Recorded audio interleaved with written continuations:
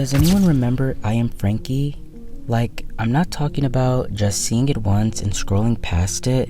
I mean, really remembering it as a full show that used to come on Nickelodeon. Because this is one of those series that feels like it almost got erased from people's memories over time, even though it actually had a pretty interesting concept. It's kind of crazy when you think about it, because the idea behind the show was actually really unique for Nickelodeon, but at the same time, it didn't really stick around long enough for most people to even form strong memories of it, which is probably why so many people today react with, wait, this existed, when they hear the name. What makes it even more interesting is that I Am Frankie didn't just get one season and disappear instantly. It actually lasted 2 full seasons, but even that still wasn't enough to give it long-term recognition or a solid place in Nickelodeon history. At the center of the show is Frankie, and she's not your typical teenage girl at all, because she's actually an android created in a lab, designed to look and act completely human so she can blend in to normal life without anyone realizing what she really is.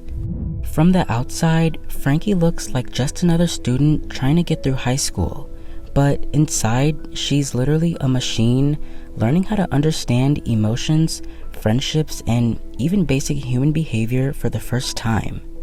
A big part of the show follows her trying to figure out how to fit in without exposing herself, which sounds simple on paper, but becomes really complicated when you remember she has to constantly hide the fact that she isn't human at all. And what makes her story interesting is that she doesn't start off understanding things like humor, sarcasm, or even emotional reactions. So a lot of early moments in the show are her trying to copy human behavior without really understanding it. One of the key people in Frankie's life is Dayton, who is one of her close friends and also really into technology, which makes her naturally curious about how things work, even if she doesn't know Frankie's secret at first. Dayton kind of represents the smart but slightly awkward best friend, and she slowly becomes more involved in Frankie's life as the story goes on, especially when things start getting more complicated. Then you have Cole, who is Dayton's brother. He is more of the popular athletic guy at school, and he gets pulled into the main group dynamic, especially as relationships and drama start building between everyone. Cole's character is also important because he adds that typical teenage relationship tension into the story, which balances out the sci-fi side of things with more grounded school-like drama. Another character worth mentioning is Tammy, who starts off as more of an antagonist type character, kind of acting like the typical mean girl in a school setting, but over time she becomes a bit more layered than just being one note. And what's interesting about Tammy is that she represents that normal high school social hierarchy part of the show, which contrasts with Frankie's completely hidden sci-fi identity situation.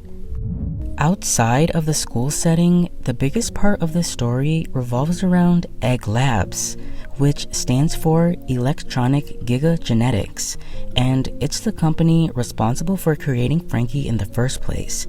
This lab and the people running it are constantly trying to monitor Frankie and make sure she stays under control, which creates a constant sense of pressure in the background of the show.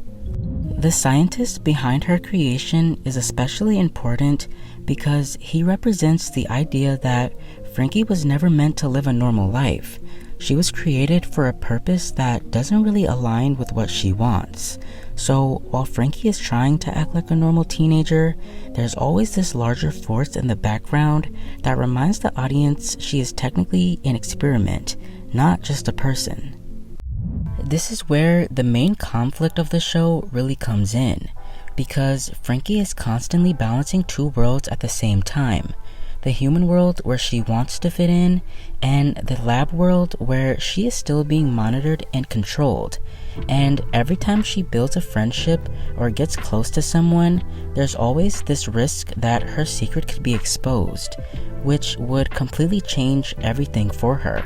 That tension is basically what drives most of the episodes, even when the plot focuses on smaller school situations. What made I Am Frankie a bit different from other Nickelodeon shows at the time is that it wasn't fully episodic, meaning the story didn't reset every episode like a typical sitcom would. Instead, there were ongoing plot lines that continued developing over time, which made it feel more like a continuous story rather than just random school-based episodes. This was actually Nickelodeon experimenting a bit with more serialized storytelling, which they don't always stick with long term. Even though the idea was interesting, the show never really became a big hit in terms of cultural impact or mainstream popularity.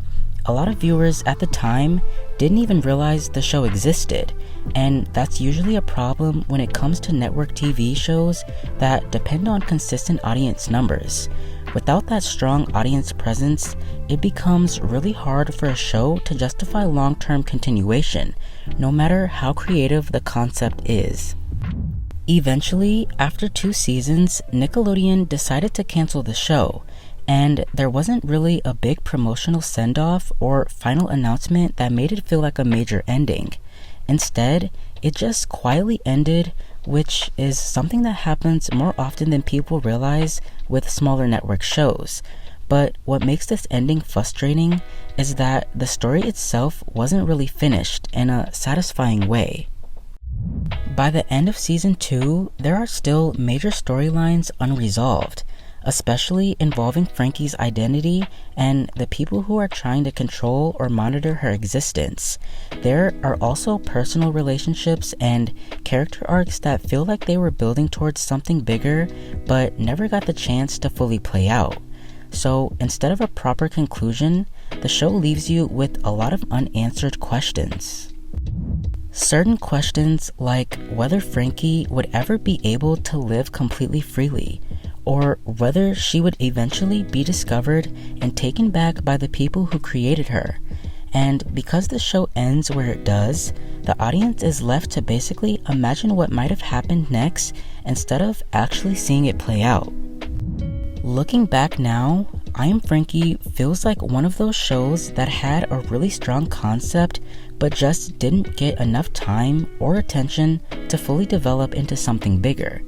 It wasn't necessarily a bad show, it just existed in a space where it couldn't really break through and become a major hit for Nickelodeon.